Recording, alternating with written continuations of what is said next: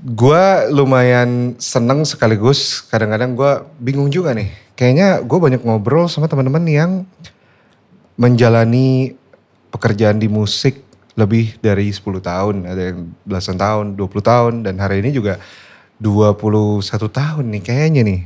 Dan cerita tentang band satu ini yang hari ini diwakili sama vokalisnya ya. Itu pasti gak cuma 10 menit, 15 menit, pasti bisa lebih lama daripada itu. Dan tentunya obrolannya juga gak cuma tentang bandnya. Karena beliau ini selain fokus di bandnya yang sudah membesarkan namanya, tapi juga memiliki sebuah label dan manajemen dan tentunya juga beberapa venture lainnya. Karena memang segmen yang dimasuk itu sekarang kita udah mulai turun lagi nih ke bahkan sampai ke Z udah pasti. Bahkan sampai Alpha sebenarnya kita. Peremajaan bro. Peremajaan. Jadi kita tuh udah main-main di SMP sekarang, main di SMA.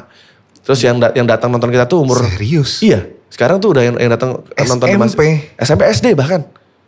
Itu berarti kelahiran 2010. Iya. Kita sambut Laja. Kita sambut saja King of Ciledug. Mas Ria.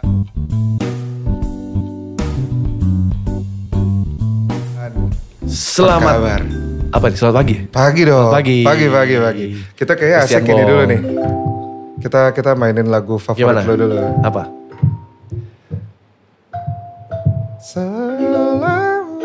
Coba ya, boleh? Bener kan sudah di C kan nih? Kalau refnya F ya? Iya. Selama aku masih bisa bernafas, masih sanggup berjalan, ku kan selalu memujamu. Meski ku tak tahu lagi engkau ada di mana. Dengarkan aku, ku merindukanmu.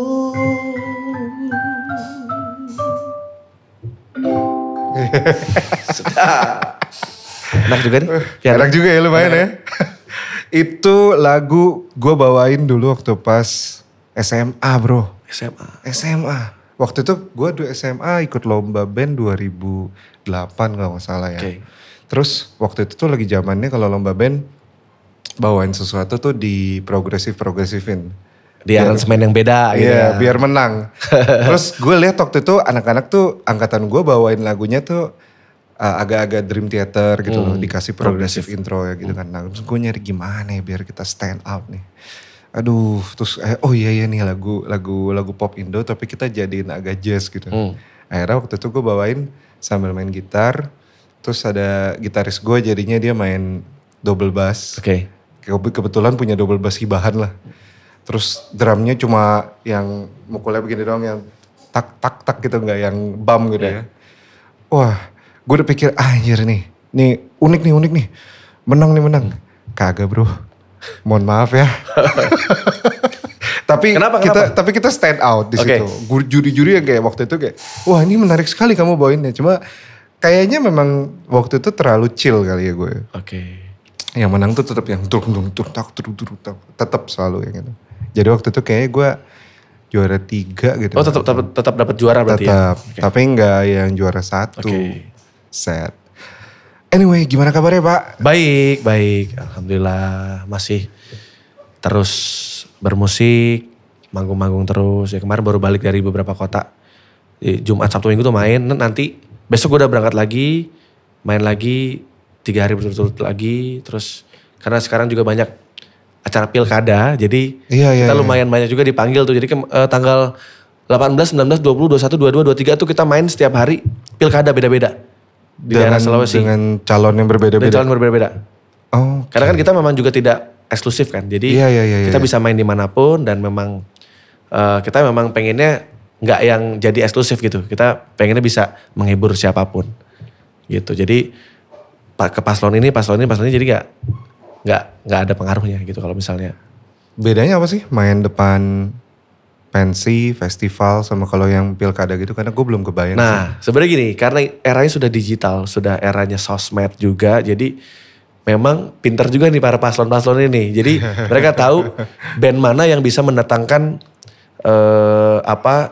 calon pemilih, terutama pemilih pemula ya. Karena memang segmen yang dimasuk itu sekarang kita udah mulai turun lagi nih ke bahkan sampai ke Z udah pasti.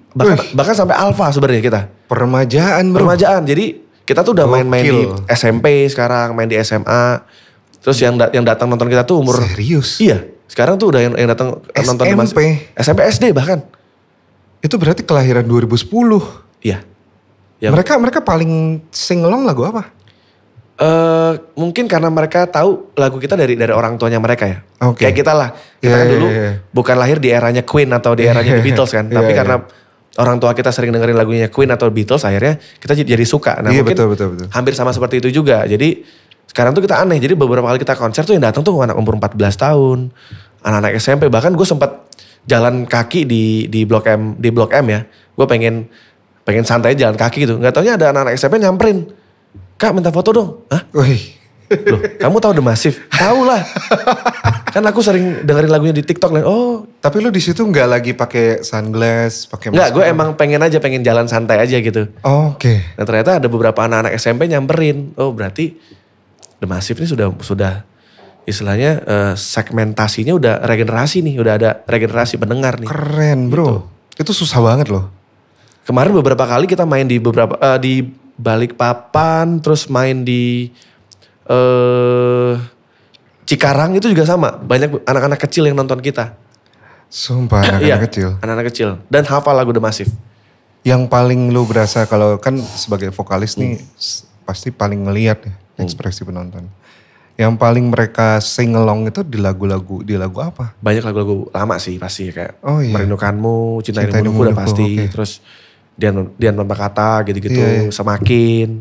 Ya lagu-lagu lama sih, tapi buat kita sih gak masalah karena umur lagu itu kan umurnya panjang gitu. Jadi lu mau apa lagu baru, lagu lama itu gak masalah buat kita. Yang penting lu suka sama karya-karya kita gitu. Wih. Dan mereka waktu pas lu ngelihat peremajaan ini terjadi, yang lu rasain apa? Kan tuh susah banget ya. Apa ya? Menurut kita itu penting ya melakukan. Jadi gini, The Massive itu punya beberapa strategi. Jadi kita kalau misalnya main di acara pensi, kita punya harga khusus. Harga pensi. Jadi kalau reguler sama pensi atau pilkada atau acara-acara pemerintahan, Pemprov gitu, itu kita harganya beda-beda. Karena apa? Kenapa kita selalu kasih harga khusus untuk sekolah? Karena kita pengen ada regenerasi itu. Jadi beberapa kali kita main di acara SMA, acara SMP, bahkan itu SMP loh. Undang The Massive itu menurut luar biasa. Menurut gue juga, kita juga cukup amazed juga dengan SMP gitu. Tapi ternyata gue kira yang nonton tuh guru-gurunya. Ternyata mereka pun juga nonton gitu. Ya happy sih maksudnya. Itu satu modal yang bagus juga untuk sebuah band bisa bertahan lama ya. Karena regenerasi itu penting banget gitu. Regenerasi pendengar ya. Gue lupa deh, Ralia udah umur berapa ya sekarang? Ralia umurnya sekarang 12. Oh udah 12. Gue tuh pernah ngeliat konten yang dia di interview sama kreator gitu. Oh iya. Ya, papa kamu sih, papa kamu ini, papaku sih. Dia juga kaget tuh, si kreator juga kaget tuh. Oh itu bukan konten ini, bukan settingan gitu? Enggak, itu makanya karena natural itu akhirnya jadi sesuatu gitu. Itu yang nonton kalau salah 40 jutaan deh viewsnya di TikTok itu ya. Gue liat nyampe di gue tuh di FYP, gue liat lah ini mah anak Rian gue. Itu gak sengaja, jadi pas dia lagi di mall sama teman-temannya pulang sekolah, terus tiba-tiba ada si konten kreator itu nanya-nanyain bisa nyanyi gak? Gak tau ya teman-temannya Ralia bilang, papa kamu kan musisi. Akhirnya sama kalau salah Riantikus namanya, Riantikus itu nanya, lu siapa bapak kamu? Disebutlah Rian Massive. Ya udah jadi konten lah gitu. Wah itu jackpot tuh. Itu ya akhirnya tapi pengaruhnya juga di gua juga. Di TikTok gua jadi followers gua naik, views gua naik semua. Ralia juga naik. Jadi semuanya impactnya banyak sih gitu. Gokil. Saat orang susah-susah nyari strategi, lu dapet gitu ya. Ya kadang-kadang memang kita gak pernah tahu ya. Gak bakal tahu formulanya emang gak ada sih. Suatu hal yang viral tuh kayak Ya tugas kita hanya bikin yang bagus aja, sesuatu yang bagus aja terus konsisten aja gitu. Iya. Nih gue dapet talking point dari tim gue nih. Masa pertanyaan pertamanya sebagai penggemar MU apa arti klub? Jadi Itu- gue sebagai penggemar MU apa arti klub tersebut buat kamu pribadi? Ini lucu nih. Jadi memang kayaknya MU itu udah melekat sama diri gue gitu. Oh iya. Iya, jadi setiap gue manggung dimanapun selalu ada orang yang pakai jersey MU, selalu ada orang-orang yang meneriakan, "Bang, glory bang." Gitu. Oh iya. Itu pasti dimanapun, mau acara apapun. Jadi ya bangganya ada, tapi kalau misalnya lagi kalah aja sih yang gue bahas. itu masalahnya MU ini lagi kalah terus. Iya makanya gue lihat Jadi- lagi kalah mulu nih. Tapi ada juga yang kemarin gue lihat di Balikpapan kalau nggak salah ya. Ada yang posting, gue sempat upload juga tuh. Nah ini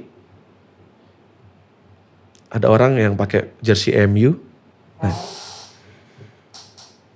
Merayakan patah hati karena kamu karena MU. terus dia pakai jersey MU. Ini pas lagi nonton lu nih. Nonton kita di Balikpapan kemarin. Nah kadang-kadang tapi ada keuntungan juga. Biasanya gue akan langsung aware sama orang itu. Langsung notice. Dan malah gue misalnya dia pengen minta tanda tangan kita atau pengen ketemu kita langsung yaudah masuk. Jadi kayak gue jadi ngeduluin mereka gitu. Oh. Jadi mungkin itu jadi satu cara juga untuk menarik perhatian gue. Untuk bisa. Kayak ketemu saudara gitu ya. Iya beberapa kali tuh kayak gue bahkan dikasih jersey original MU sama penonton.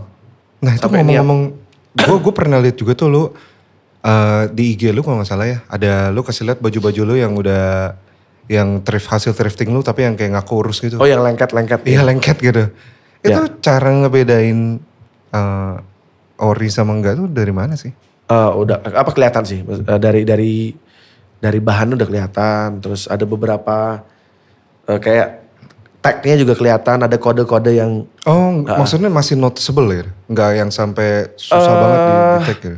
sebenarnya di zaman sekarang juga udah canggih-canggih nih. Jadi kayak yang KW pun udah mulai mendekati yang ori. Jadi sebenarnya makanya gue selalu bilang jadi kan gue ada komunitas pecinta jersey MU. Nah, Anjir ya, serius ada? ada. Jadi namanya RDJC, Red Devil Jersey Collector.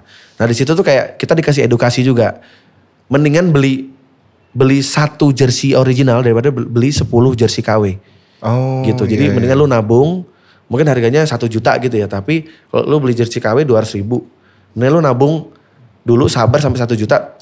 Lu beli jersey original daripada lu harus beli jersey KW. Karena satu itu jadi tanda kita cinta sama klub yang kita suka. Iya. Terus itu kan jadi pendapatannya klub juga kan. Iya, Gitu. Jadi sebenarnya itu kayak sama kita ngefans sama band aja.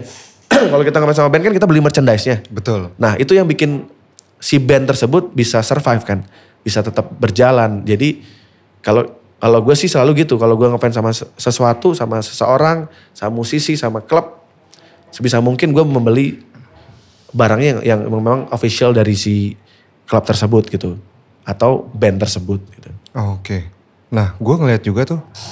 Orang yang ngoleksi jersey itu bisa sampai dipigurain gitu loh. Yes. Yang ditaruh di ini.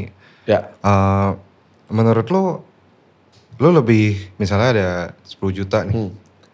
Yang lo utamain tuh beli jersey dulu apa beli gitar dulu gitu ya? Oke, sebenarnya gue ini kan memang entah kenapa tuh dari dulu tuh kayak suka sesuatu yang punya value. Jadi Iya. kayak contoh gue mengkoleksi sesuatu. Gue lebih suka barang-barang yang vintage. Kenapa? Karena barang-barang yang vintage itu selalu punya value dan kadang jadi priceless juga. Tergantung siapa yang siapa yang punya. Jadi contoh, gue tuh dulu pernah menjual gitar. Gue pernah bikin satu custom gitar. Itu dibeli puluhan juta. Terus gitar gue yang gue vintage ada waktu itu Gretsch. Itu sempat dibeli sama orang 200 juta. Jadi itulah serunya kalau kita mengkoleksi barang-barang yang istilahnya pasarannya tuh udah, lu gak punya pasaran. terserah yang jual aja gitu. Oh. Nah itu terjadi juga di kolektor-kolektor yang lain sih, kayak misalnya ada yang fokusnya di jersey, ada yang fokusnya di piringan hitam, ada yang fokusnya di gitar, ada yang fokusnya di audio speaker, ada yang fokusnya di keyboard, di synth misalnya, di sinte gitu. Itu juga punya value-nya sendiri dan punya marketnya sendiri juga gitu. Jadi kalau menurut gua sesuatu yang vintage itu biasanya punya value, tapi lu juga harus lihat juga. Kadang-kadang gini. Tapi niatnya jangan jualan dulu. Niatnya koleksi dulu. Niatnya koleksinya dulu. Nah kalau tiba-tiba nanti ada orang yang mau beli, terus dia ternyata yang orang itu suka banget sama barang kita. Ya itu rezeki lo. Gue berapa kali ya, gue tuh punya album kayak piringan hitam gitu yang memang rare banget. Itu gue belinya cuma 500 ribu, 200 ribu, tapi ada orang beli sampai 30 juta, 50 juta gitu. Buset, tuh investasinya lebih kencang daripada investasi gitu, emas. Tapi gitu niatnya jangan jualan. Iya, gitu. iya. Karena kalau lu jualan, jadinya kan jatuhnya jadi BU kan. Betul. Iya. Jadi lu gak akan bisa jual mahal. Tapi kalau lu memang menganggap barang itu adalah barang yang memang punya value. Terus lu juga nyarinya susah dan lu juga gak niat jual. Kadang-kadang sesuatu yang tidak niat kita jual itu malah mahal jadinya. Iya. Jadi juallah barang yang tidak lu jual. Oke. Nah lu sendiri kan punya koleksi gak cuma baju, gitar, tapi piringan hitam juga gitu ya. Menurut lu nih kira-kira aja nih ya. Kira-kira value dari yang dulu punya itu udah nembus berapa sih? Waduh, gak tahu gue. Gak pernah ngitung juga. Value ya, bukan yang dibeli. Kalau dibeli kan kadang kan lu bilang 500 ribu, 200 ribu. Kira-kira nih kalau suatu hari itu dihargai semua. Ya itu dia, priceless aja, itu gak pernah ada patokannya. Kalau gue mau bilang itu semua value-nya 1 triliun ya bisa aja. Wah anjir. Bisa aja. Langsung lu masuk dalam jajaran orang-orang yang ini nih. Ya kan kita namanya barang-barang gitu kan gak pernah ada patokannya gitu. Iya. Orang suka, ada uangnya beli gitu kan gitu. Wah ini pertanyaan mahal nih. Ketika terjadi gempa bumi misalnya atau bencana alam. Ini baru kejadian kemarin kalau nggak salah di daerah mana ya kemarin yang sempat terjadi gempa ya. Jadi ada sempat naik kok di beberapa berita itu. Jadi jersey bolanya tuh kena gempa jadi nggak bisa diselamatin. Oke. Tapi ada beberapa diselamatin tapi juga udah hancur kondisinya. Gitu. Nah kalau ada gempa nih, pertanyaan gue adalah amit-amit ya. Cuma ada bencana alam misalnya. Keluarga lu udah selamat hitungannya. Nah lu disuruh milih nih, lu cuma bisa punya 2 tangan doang nih. Yang lu bawa apa? Lu gak punya keranjang, tas, pokoknya 2 tangan doang nih. Dari sekian yang lu ini ayo cepetan Pak ayo gitu. Tinggal jangan ngomong gitu. Satu menit. Gue gak mau kebayangin lah. Gak cuma 1 menit, yang lu bawa apa? 2. Keluarga udah aman, tinggal bareng dong. Lu cuma bisa pilih 2 deh. 2 doang. 2 dari semua apa? Gue gak mau ngebayangin. Gak, gue pengen tahu aja the most valuable thing kalau lu cuma bisa ambil dari barang yang gue koleksi pasti punya value semua. Yeah. Jadi gue tidak bisa memilih. Tidak bisa memilih. Jadi kalau misalnya terjadi gitu. Dan gue tidak membayangkan itu. Gimana nih? Lu aja ngebayangin, gue gak mau. Karena gini, gue tuh kalau ngebayangin sesuatu kadang suka kejadian. Oh sumpah. Iya, jadi makanya gue selalu. Oh lu ada gitu-gitunya, ada bayangin terus kejadian gitu. Banyak sekali hal yang gue bayangkan kejadian. Jadi jangan. Jadi gue mendingan membayangkan satu hal yang baik. Baik aja yang baik. Yang baik. Makanya seperti The Massive gitu ya, gue selalu membayangkan sesuatu yang baik. Dan akhirnya selalu kesampaian gitu. Ya sebenarnya ini kayak koleksi itu sebenarnya itu juga impian dari kecil sebenarnya. Jadi kayak gue suka MU. Gue kan dulu kan satu dari keluarga yang sangat sederhana sekali ya. Iya. Gue pernah lihat tuh yang lu bikin video yang ke rumah lama lu ya. Iya, maksudnya untuk bisa punya jersey original aja tuh buat gue dulu tuh mimpi gitu. Belum tentu bisa. Tapi setelah akhirnya The Massive seperti sekarang, gue punya pemasukan, akhirnya gue bisa ketika sudah beres semua kewajiban ya. Yang penting kan, jadi gini, kalau kolektor itu yang penting lu jangan sampai mengorbankan apa yang menjadi kewajiban lu. Kayak contoh, papan dulu ya. Ya kayak misalnya lu bayar sekolah anak, menghidupi keluarga. Itu wajib tuh, jangan sampai gara-gara lu hobi, lu jadi lupa yang pokok. Satu hal yang wajib. Iya, benar. Nah, terus izin dari apa kan kita menyebutnya SNI, sudah nanya istri. Izin dari istri. Oh berarti lu selalu minta izin? Harus. Apapun itu? Karena gini, banyak beberapa kolektor ya yang diem-diem membeli barang. Sampai harus ngirim ke kantornya, ke rumah temen. Iya. Ya itu sih sebenarnya ya cara orang masing-masing ya. Kalau itu STI namanya, suami takut istri. tapi kok gini, gue adalah orang yang selalu jujur sama pasangan. Okay. Kalau gue mau beli ini, gue ngomong harganya segini. Tapi gue kasih alasan, ini punya value, gue bilang gitu. Dan awalnya dia dulu, istri gue sempat kayak nggak yakin. Oh, serius, masa sih? Kamu nggak buang-buang gini? Nggak. Akhirnya 10 tahun kemudian dia baru sadar, oh iya ya bener ya. Apa yang kamu koleksi jadi duit ya. Ya contoh t-shirt band t-shirt. Vintage t-shirt gue itu, ya alhamdulillah gitu. Berapa kali orang datang bahkan dari jauh-jauh dari Jepang untuk ngelihat koleksi gue dan membeli dengan sangat banyak gitu. Oh iya. Dan dia, nah ini kan, jadi akhirnya tahu, oh iya ya. Jadi memang kita tuh harus punya feelingnya harus kuat ketika membeli sesuatu. Insting ya berarti. Insting. Jadi jangan sampai kita membeli sesuatu tuh hanya untuk gaya-gayaan doang. Iya. Tapi kalau gue tuh selalu melihat, kayak contoh sekarang gue lagi suka streetwear. Gue selalu melihat streetwear ini akan jadi sesuatu. Gitu.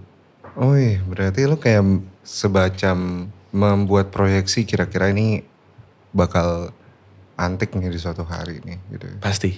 Jadi gue selalu melihat sesuatu tuh dari value.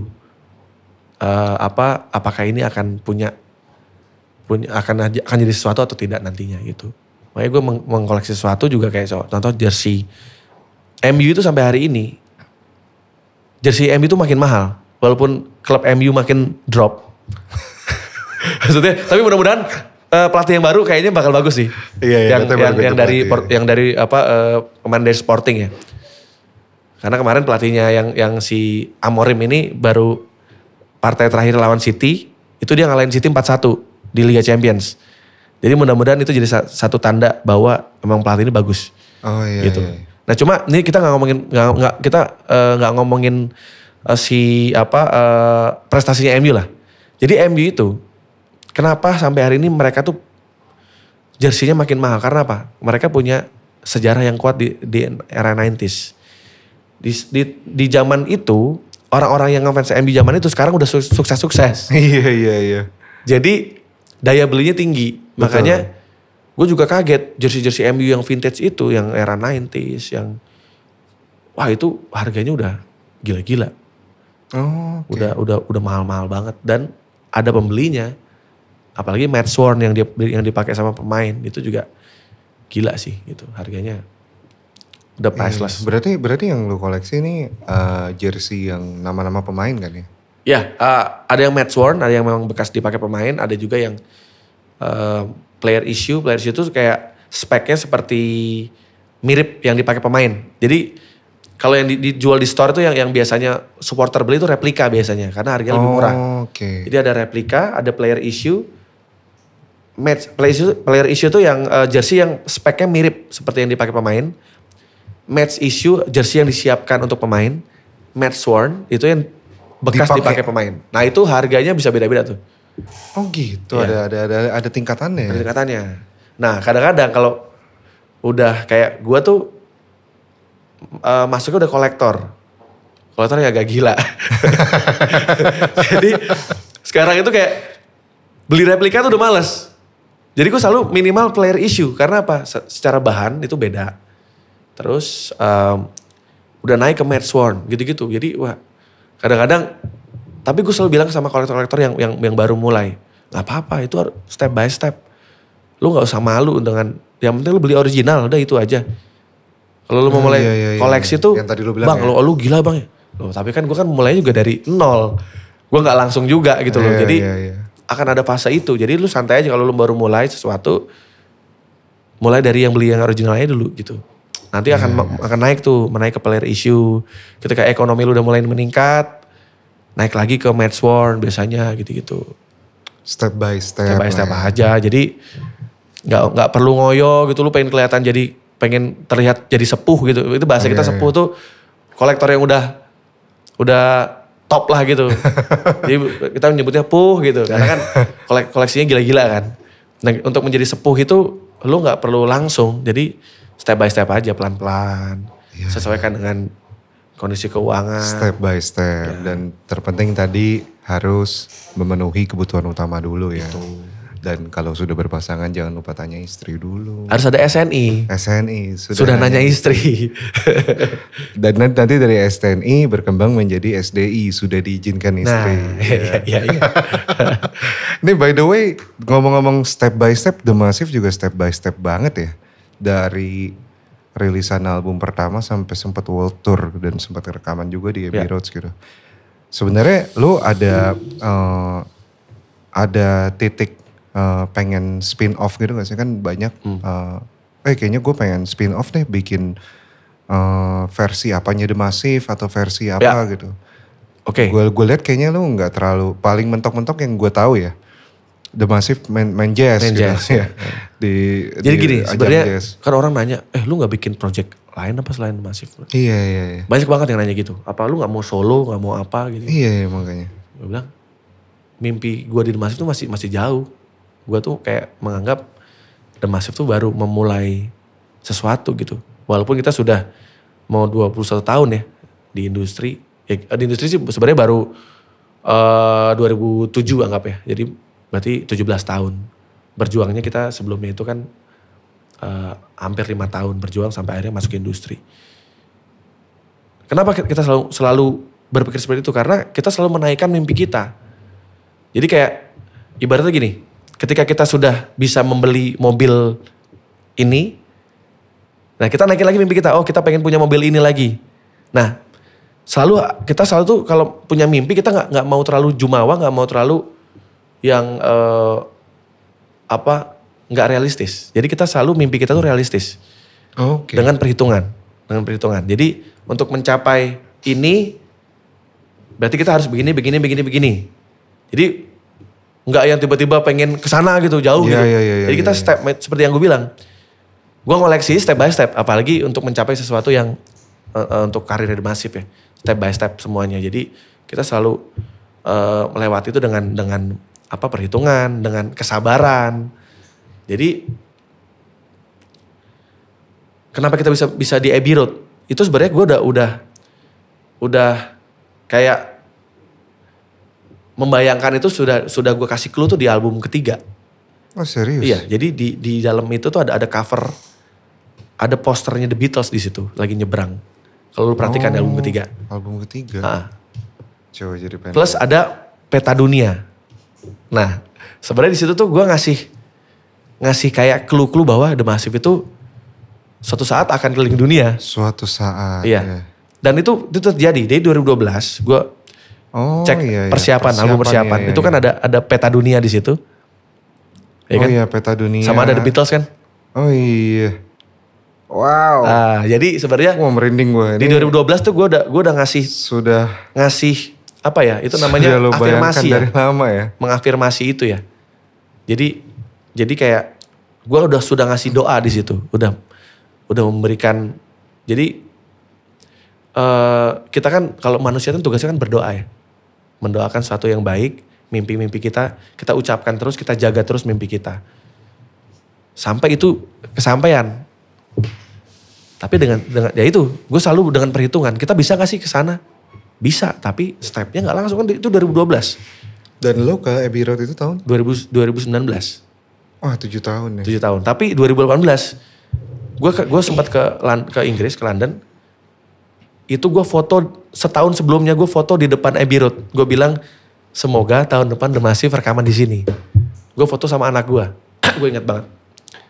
Dan tahun depannya kita berangkat rekaman. Tapi ketika kita manggung di London saat itu 2019 sekalian kita rekaman.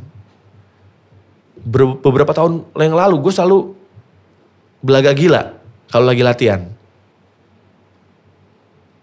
Good evening London. Sumpah. Serius. Gue selalu ngomong gitu. Anak-anaknya yang bilang gila. Serius? Iya. Tapi wah lu itu terjadi. Positive manifestation. Akhirnya gue cuma bisa nengok ke Rama. Rama tuh kadang-kadang gue suka ngobrol panjang sama Rama. Rama juga suka, orangnya juga suka gitu, suka ada mimpi gitu-gitu. Tiba-tiba dia mimpi naik pesawat, pas keluar salju gitu. Wah, berarti kita mau keliling dunia tuh. Gue ngomong-ngomong gitu aja. Kejadian. Jadi pas gue ngomong, thank you London, gue nengok. Gue ketawa sama dia. Kita udah saling natap. Kejadian ya, thank you London gitu. Nah, sampai akhirnya di 2022 kita nekat. Bikin tur Amerika. Dengan biaya sendiri, dengan bantuan teman-teman juga. Ya itu hikmah dari pandemi. Jadi kita, karena pandemi itu kan gak banyak kerjaan. Jadi banyak bertemu dengan orang-orang di luar circle musik. Ya lu tau lah.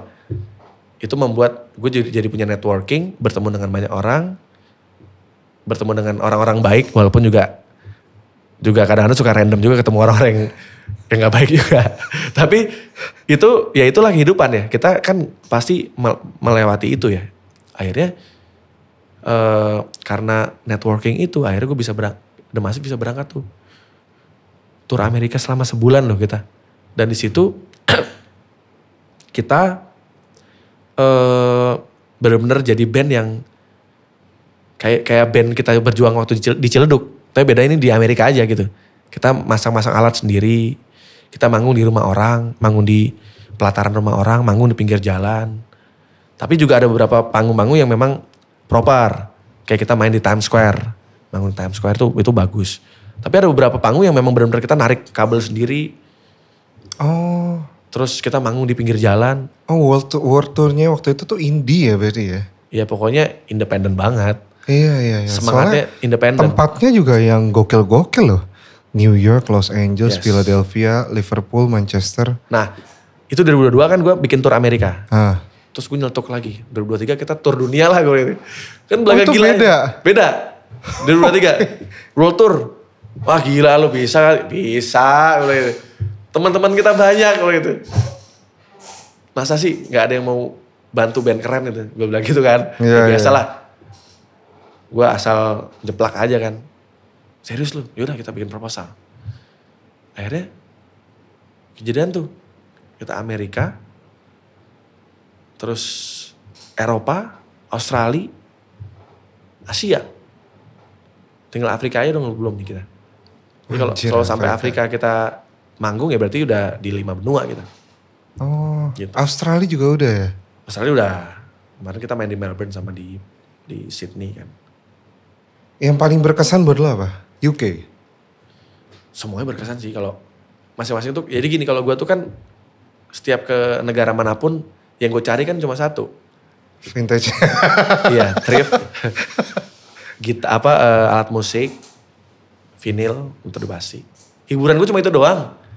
Tapi kalau dari pengalaman manggungnya sendiri ada gak yang paling berkesan gitu? Kayak berkesan gini, orang-orang Indonesia pasti datang nonton kita, udah pasti. Tapi ada beberapa negara yang di Jerman itu kita main di Hamburg sama di Kiel. Kiel itu 1 jam dari Hamburg. Di Hamburg itu kita main di tempat pertama kali Beatles manggung di Jerman. Oh, oke. Tahun 66. Itu nama kafenya apa ya? Lupa lagi. Prosesnya ribet gak untuk bisa main di kafe itu? Kalau di Eropa kita ada visa kerja. Jadi kita bisa tiketing. Oh bisa tiketing? Ya, di Australia juga. Tapi kalau yang di Amerika itu karena kita visanya turis, jadi kita nggak ada yang, maksudnya kita manggungnya free. Oh. Jadi nama kafenya apa bentar ya? Ini gue lagi lihat juga nih. Hamburg, Beatles pertama kali. Tulisannya Indra and Kaiser. Indra Club. Indra and Kaiser Keller. Ya, Indra Club. Itu pertama kali Beatles manggung di sana. Waktu main di Jerman. Atau di Hamburg. Nah kita manggung di tempat yang sama juga. Dan alhamdulillah full. Dan yang nonton tidak hanya orang Indo tapi juga banyak orang-orang Jerman yang nonton. Oke. Jadi gimana mereka apresiasinya? Itulah. Gue tuh senangnya kalau manggung di luar negeri ya. Itu mereka tuh gak ngelihat bahasa. Mereka asal musiknya seru, asik. Mereka appreciate. Oh. Tapi kita juga menyelipkan beberapa lagu unreleased. Yang tidak pernah kita bawakan di Indonesia.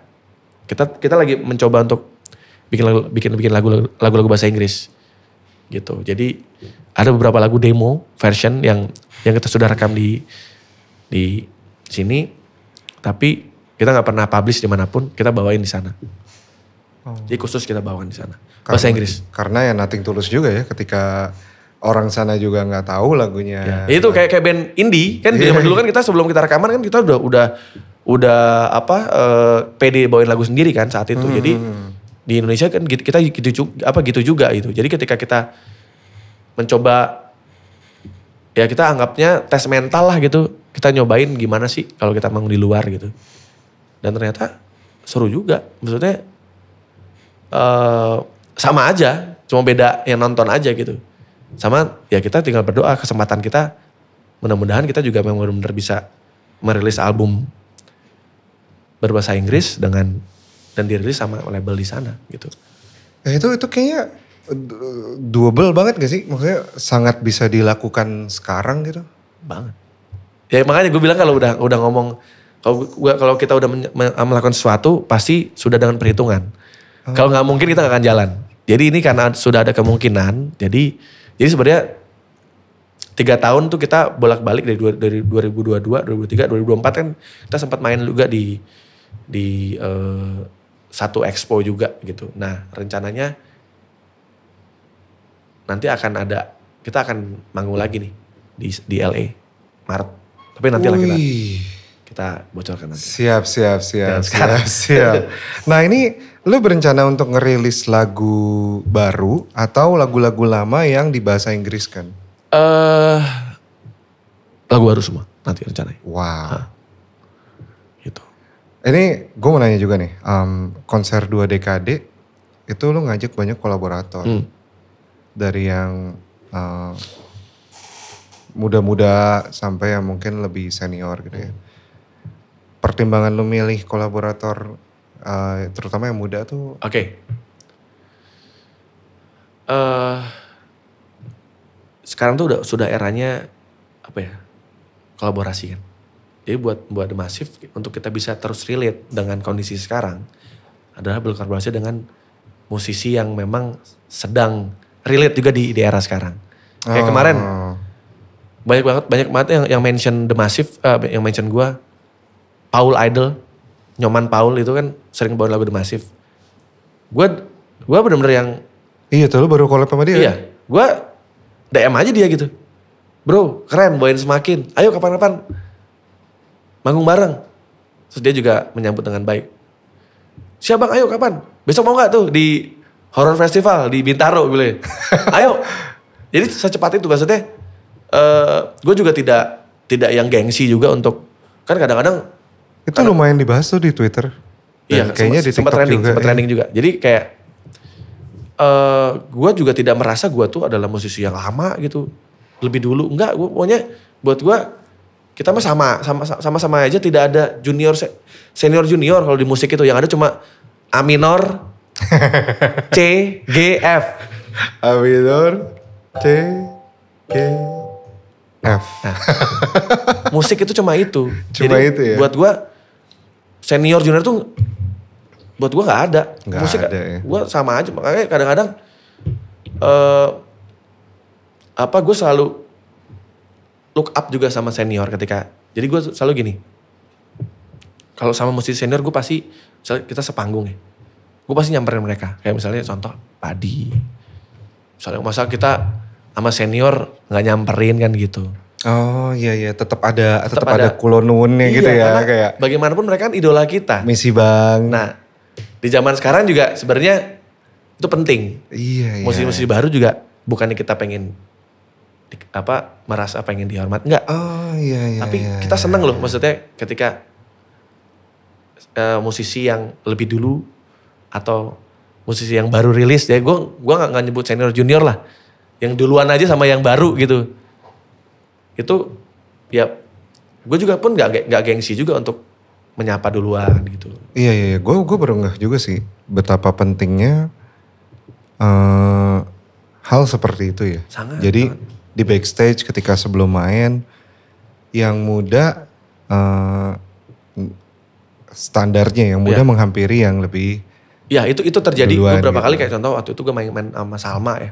Salma tuh nyamperin kita ke ruangan kita. Terus kemarin Juicy Luisi, Wan kemarin nyamperin juga. Ya karena kita kan sebenarnya bukan kita nggak mau nyamperin, tapi emang kebetulan kan kita juga baru sampai dan kita lagi siap-siap gitu. Tapi ketika mereka kelar main, Wan datang ke ruangan. Itu buat gue respect itu penting gitu. Oh iya, sama kayak tadi lo bilang lo nyamperin Padi gitu ya. Itu karena kita lakukan juga ke band-band yang kita anggap lebih dulu berkarya sama kita, apalagi kayak misalnya kita ketemu Kahitna gitu kan, nggak mungkin itu lebih ini lagi, kita nggak lebih mungkin kita senior lewatin lagi. kan. Pas kita mau balik tuh gue pasti nyamperin tuh Mas Yofi, gue sapa. Iya. Bareng sama Dewa pasti gue sambar Mas Dani. Oh iya, gue mau nanya juga nih, lo kenapa nggak mau masuk ke pemerintahan? Kan lo fit the picture bro, senior. Dan Gini, ini menarik juga nih. bisa mengerti. Maksudnya soalnya gue ngeliat tadi kan lo sebut Mas Yofi gitu ya. Mas Yofi masuk nih dalam. Sama Dani juga, Mas Dani juga. Iya. Maksudnya gue pikir tadinya lo bakal ada lah meskipun gak yang mewakili daerah, mungkin mewakili ekonomi kreatif atau apa gitu. Jadi gini, kalau buat gue kontribusi untuk negara tuh bisa dengan apapun. Oke. Musisi itu, istilahnya musisi itu tuh kan kita selalu pengen minta tempat konser yang bagus, ya kan? Ya kalau ada konser yang memang tempat konser yang bagus pasti kita happy ya. Tapi musik itu bisa dimanapun. Kasar gini, lu main genjreng-genjreng di bawah pohon aja bisa. Itulah musisi. Musik itu bisa dinikmatin kapan aja, dimanapun. Buat gua sebagai musisi, kontribusi kita apa? Ya kita bermusik yang bagus. Gimana caranya kita bisa mengenalkan musik Indonesia keluar, go global. Iya. Itu adalah kontribusi sebagai warga negara Indonesia. Music export. Makanya gue seneng ada Nicky Zevanya, ada Rich Brian. Dia menunjukkan bahwa Indonesia tuh keren. Iya betul. Tapi kan harus ada yang lain-lain dong. Betul. Gitu. Gak bisa cuma mereka berdua. Gak bisa cuma mereka berdua. Dan musisi Indonesia tuh keren-keren.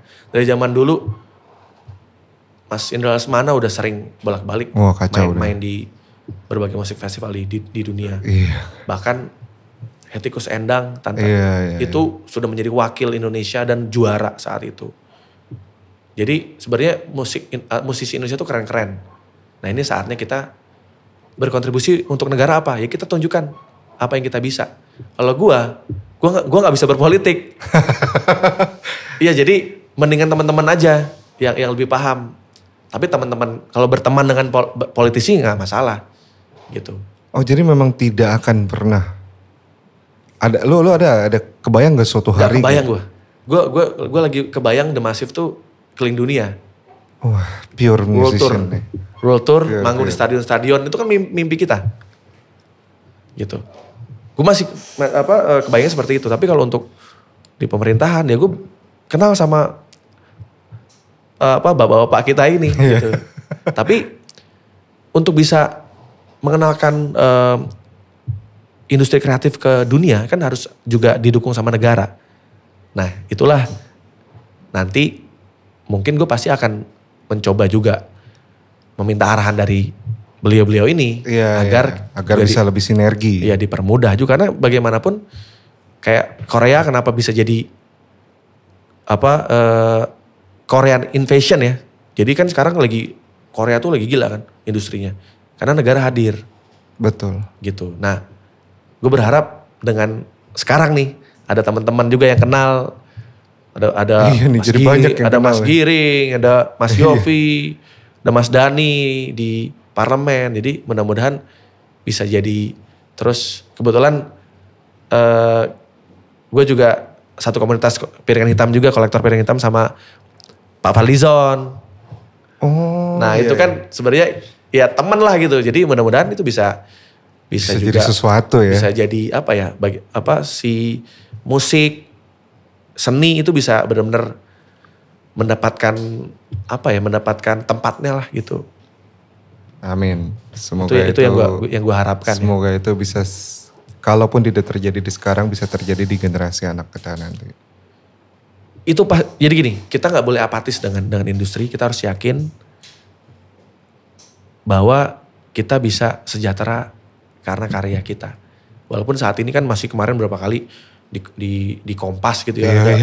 Ada pencipta lagu tahun 80-an, dia nggak bisa bayar kontrakannya dia. Padahal dia pencipta lagu yang di Kastria, Harvey Maleholo dan lain-lain. Nah itu PR-nya bapak-bapak kita lah untuk yang ada di pemerintahan, untuk bisa lebih concern lagi sama mereka, sama kita. Karena kan gue selalu share tuh kayak misalnya kekayaannya Taylor Swift berapa ratus triliun gitu. Oh udah sampai ratus triliun? Iya kan kemarin dia nyebut tuh si siapa? Bruno Mars berapa triliun gitu. Maksudnya gue selalu repost. Karena apa? Gue pengen bisa Indonesia tuh musisinya bisa kayak gitu. Iya. Bisa. Satu lagu satu mention nih. Bisa kaya raya gitu loh. Maksudnya yang kaya raya itu bukan cuma pengusaha tambang doang. Tapi juga lu jadi musisi bisa kaya raya gitu. Iya. Itu mimpi gue sih. One song, one house. Itu guys. One song, one car. Karena gini bro. Gue waktu itu kan sempat ikut konferensi. Termasuk yang di LA kemarin. Terus waktu di Meksiko. Ketemu para pencipta lagu ya. Dia melihat angka gue tuh kan gila. Wih ratusan juta streams dan lain-lain. Mereka tuh menganggap gue tuh udah punya pulau di Indonesia. Tapi kan itu kan doa. Ya gue aminkan aja. Gue aminkan aja. Amin. Amen to that. Gitu.